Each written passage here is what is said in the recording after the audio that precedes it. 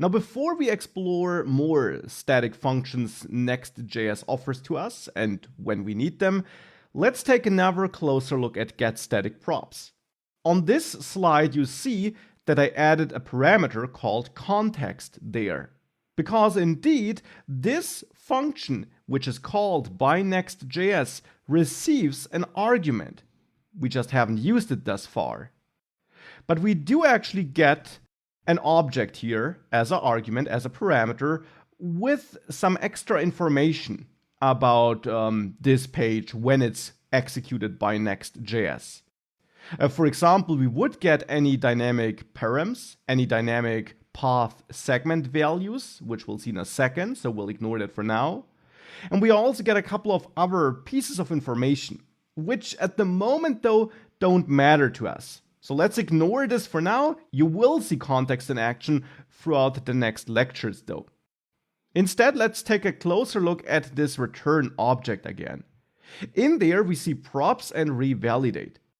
Now, there are two other keys which you can set on this object.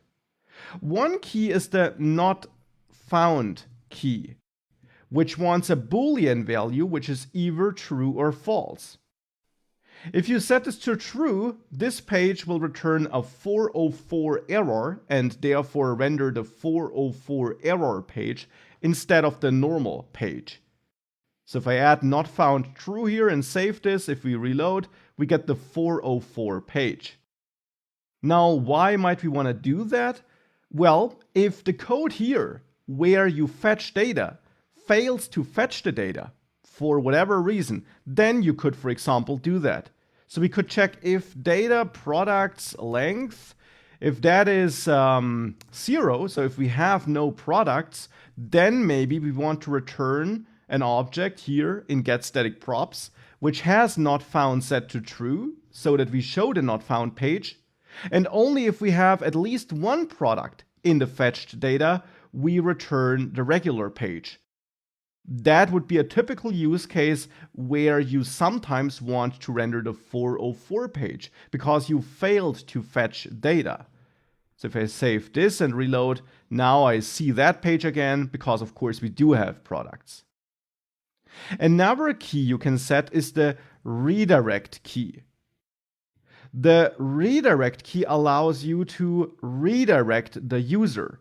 So instead of rendering the page content, instead of rendering this component content, you can redirect to another page, to another route. And that could also be needed because maybe you failed to fetch data. Let's say the problem is not that there is no data, but instead you weren't able to access the database or anything like that. So if there is no data to begin with, so not just no products, but no data in general, then maybe you want to redirect. And you can do this by returning an object where the redirect key is set to an object where you then set a destination to some route, for example, to the no data route, which we don't have here, but which you could have in a project of yours, of course, and where then therefore that route would be loaded with a redirect status code returned by Next.js instead of this page component. Now we don't need either of the two here, but I wanted to mention them here so that you are aware of these special options, which basically can come in handy if something goes wrong with fetching your data. And with that, that's enough for getStaticProps for this very moment. Let's now have a look at another very important use case and very important problem you often face in Next.js projects.